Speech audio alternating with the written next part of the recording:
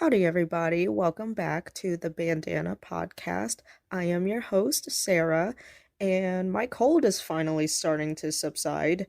My symptoms are almost gone. I still have to clear my throat every once in a while, but thankfully I'm in a good place and I can record a podcast normally again.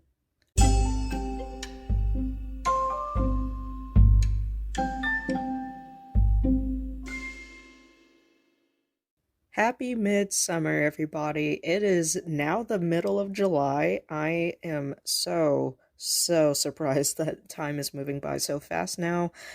Today, I wanted to talk about marathon training and why you should train instead of going cold turkey into a marathon.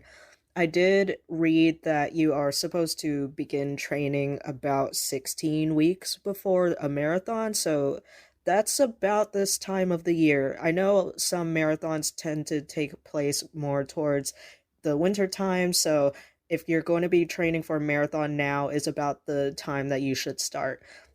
I will say that this heat is excruciating. It will dehydrate you if you work way too long during the day outside. So I do want to say that if you are planning on training for a marathon, to do as much training as you can inside. So yeah, and I mean marathons do take place during colder weather, so inside it is. I should give a disclaimer now at the beginning of this episode to say that have never ran a marathon. I am a very tiny person. I am not fit. I am not athletic. Do not expect that much expertise on exercise from me.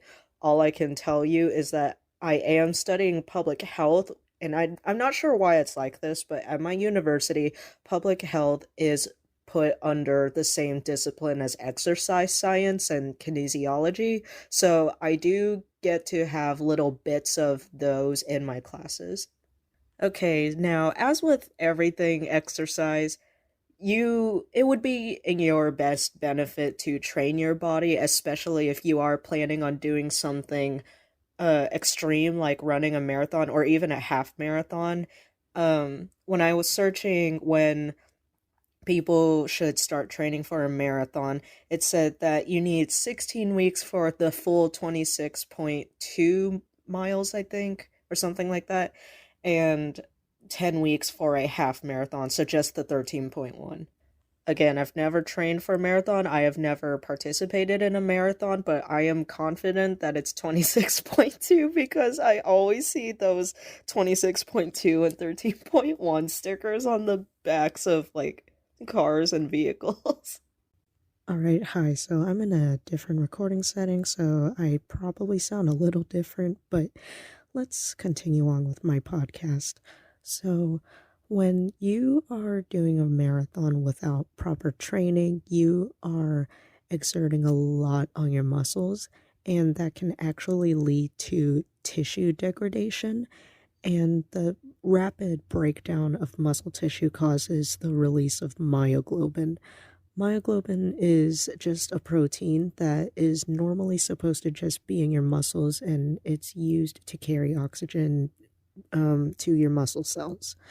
And when myoglobin is released into the body, it can cause kidney problems.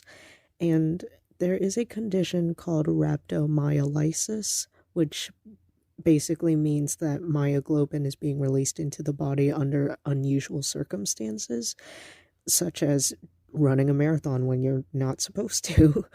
And I keep saying the wrong thing. Rhabdomyolysis can be caused by a few different things. It can be caused by running a marathon, alcoholism, cocaine use, a few other drug uses can cause it, as well as just regular muscle trauma.